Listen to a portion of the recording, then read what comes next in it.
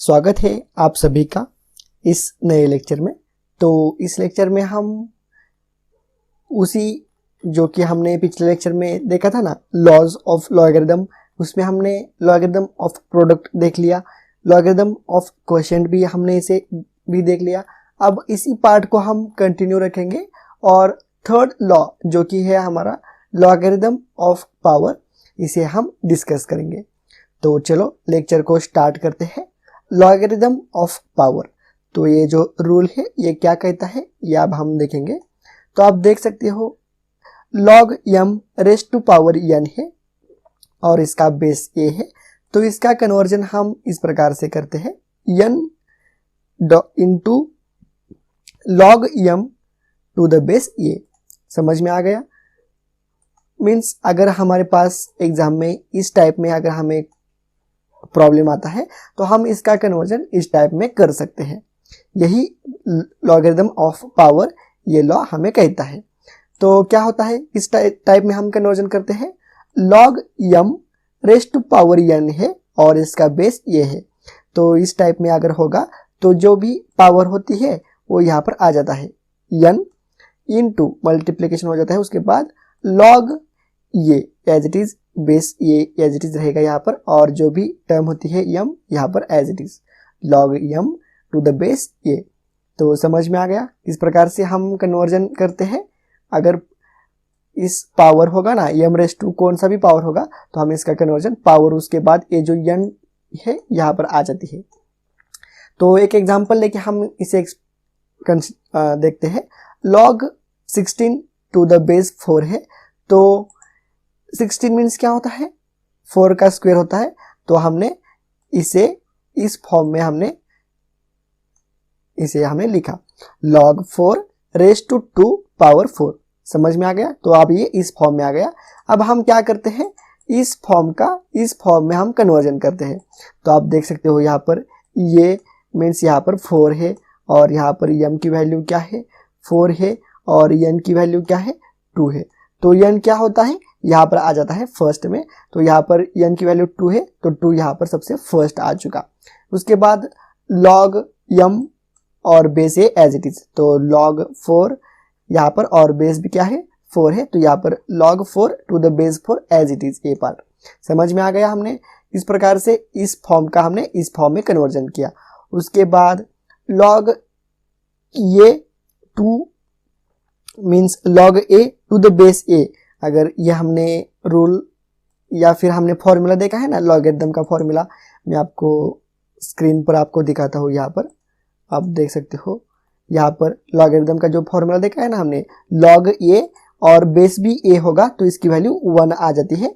उसी प्रकार से यहाँ पर log a है और बेस भी a है, मीन्स log 4 है और बेस भी 4 है तो इसकी वैल्यू 1 आ जाती है। समझ में आ गया कि हमने किस प्रकार से लॉगरिदम का फॉर्मूला यहाँ पर यूज किया है। तो यहाँ पर 2 इंटू 1 2, तो समझ में आ गया। log 16 टू द बेस 4, तो इसकी वैल्यू क्या आ जाती है, 2 आ जाती है। तो इस प्रकार से हम न्यूमेरिकल सॉल्व करते हैं एग्जाम में भी। तो यहाँ पर लॉगरिदम ऑफ पावर यह जो रूल है या लॉ है थर्ड नंबर का, ये भी कंप्लीट हो जाता है। तो इसमें सिर्फ आपको ये फॉर्मूला ध्यान में रखना है, इस प्रकार से इसका कन्वर्जन हो जाता है। तो चलो अब हम नेक्स्ट लॉ देखते हैं, rule of change of base. तो ये भी फॉर्मूला है, चेंज ऑफ बेस, हमें बेस चेंज करना पड़ता है कई बार, तो उसका रूल होता है वो हम देखेंगे। तो यहाँ पर आप देख सकते हो log x to the base b है, तो इसका इज इक्वल टू हो जाता है, यानी कि इसका हमने बेस चेंज किया, तो log x to the base a divided by log b to the base a। समझ में आ गया? इस प्रकार से हमने log का बेस यहाँ पर चेंज किया, तो हम इसका बेस इस प्रकार से चेंज करते हैं। क्या होता है, जो भी log x होता है तो log x बेस a हो जाता है। उसके बाद और जो भी यहाँ पर जो भी log का बेस होता है वो log b हो जाता है और बेस a। तो यहाँ पर हमने बेस चेंज किया, तो इस टाइप में हम बेस चेंज कर सकते हैं। x is not equal to 1 और b is not equal to 1। x and b are positive and real number। x and b क्या होनी चाहिए, पॉजिटिव होनी चाहिए और रियल नंबर होनी चाहिए, और x और b not equal to 1 means x और b की वैल्यू 1 नहीं होनी चाहिए, तभी हम इस रूल का यूज कर सकते हैं। तो इसी फॉर्मूले को या इसी फॉर्मूले के ऊपर कुछ कोरोलरी है जो हम अब डिस्कस करते हैं। तो सबसे फर्स्ट कोरोलरी हम देखते हैं, log a to the base a है, तो इसका कन्वर्जन हम इस प्रकार से कर सकते हैं, इसी फॉर्मूला का यूज करके। ये देखो x यहाँ पर हो जाता है और log का बेस उसका log बन जाता है, तो उसी प्रकार से log a यहाँ पर और उसके बाद log b, और इन दोनों का बेस ये ही है। तो हमको तो पता है log a to the base a इसकी वैल्यू 1 होती है, जो कि हमने फॉर्मूला में देखा है ना, log a to the base a is equal to 1 होता है। तो यहाँ पर log a to the base a इसकी वैल्यू 1, तो हम यहाँ पर 1 पुटअप करते हैं, तो यहाँ पर हमने 1 पुटअप किया, समझ में आ गया। तो उसके बाद क्या बन जाता है, log a to the base b into log b to the base a is equal to 1। समझ में आ गया कि ये फॉर्मूला किस प्रकार से आया या इसका कन्वर्जन किस प्रकार से हो गया है।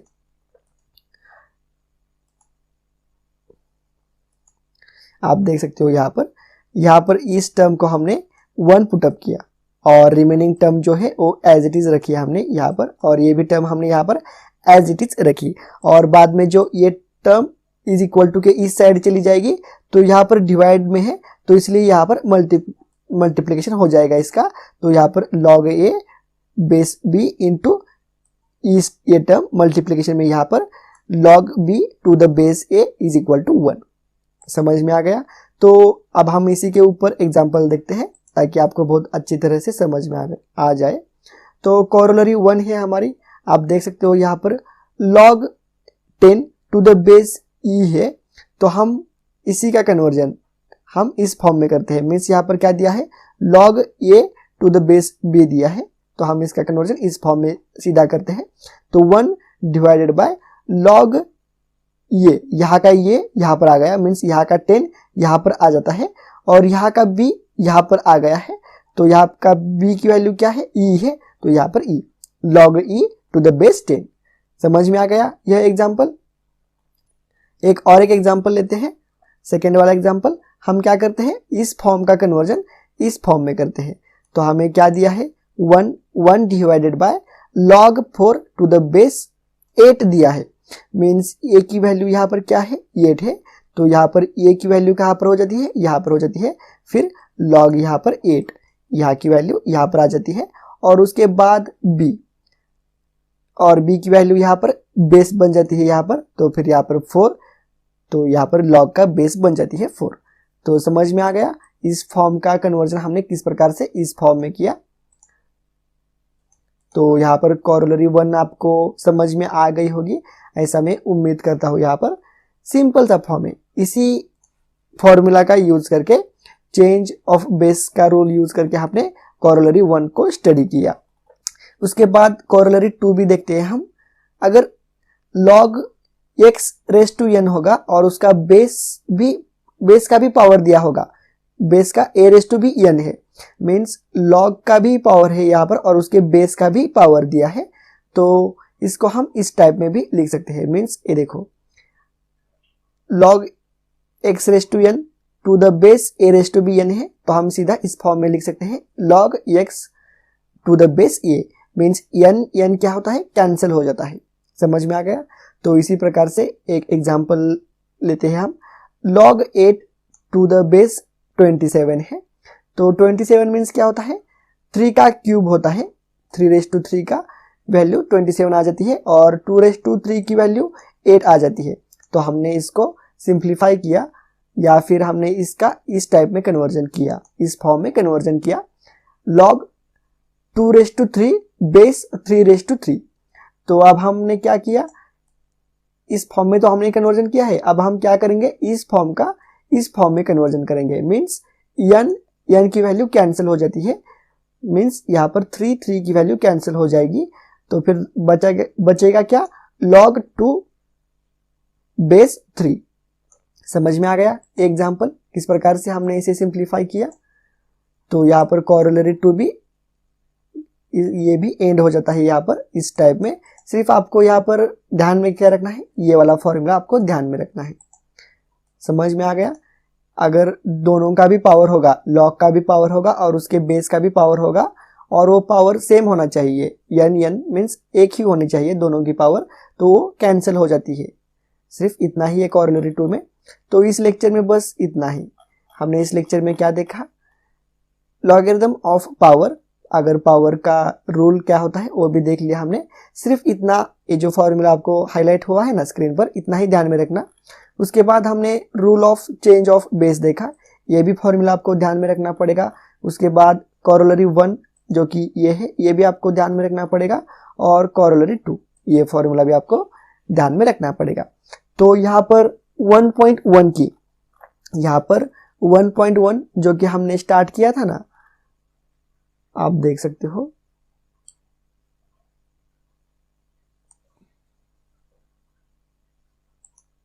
यहाँ पर जो हमने 1.1 स्टार्ट किया था लॉगरिथम, तो इसकी थ्योरी मीन्स यूनिट नंबर 1 के अंदर ये चैप्टर नंबर होता है या फिर मेन पॉइंट होता है 1.1 लॉगरिथम।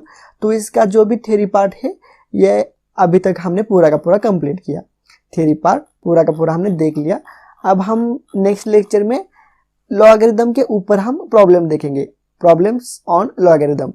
तो एक एक करके सभी प्रॉब्लम एक्सप्लेन करेंगे, और जो भी रिसेंटली क्वेश्चन पेपर में आए थे ना, समर 19 विंटर 19 या फिर समर 18 विंटर 18, तो उन सभी क्वेश्चन पेपर के फॉर्मूले या उन सभी क्वेश्चन पेपर में जो भी लॉगरिथम के ऊपर जो भी प्रॉब्लम पूछे गए थे उस क्वेश्चन पेपर में वो भी हम सॉल्व करेंगे। तो चलो एक एक करके हम सभी प्रॉब्लम सॉल्व करेंगे। तो नेक्स्ट लेक्चर में हम प्रॉब्लम को स्टार्ट करेंगे। जो आज तक हमने जितनी भी थ्योरी हमने पढ़ी है ना, या फिर जितने भी थ्योरी का हमने स्टडी किया है, उसी के ऊपर प्रॉब्लम हम नेक्स्ट लेक्चर में प्रॉब्लम को स्टार्ट करेंगे। ये लेक्चर आपको कैसा लगा ये भी आप मुझे कमेंट करके बताओ, और अगर ये अच्छा लगा है तो प्लीज़ लाइक करो, शेयर करो और चैनल को सब्सक्राइब भी करो। तो चलो अब हम मिलते हैं नेक्स्ट लेक्चर में प्रॉब्लम के साथ।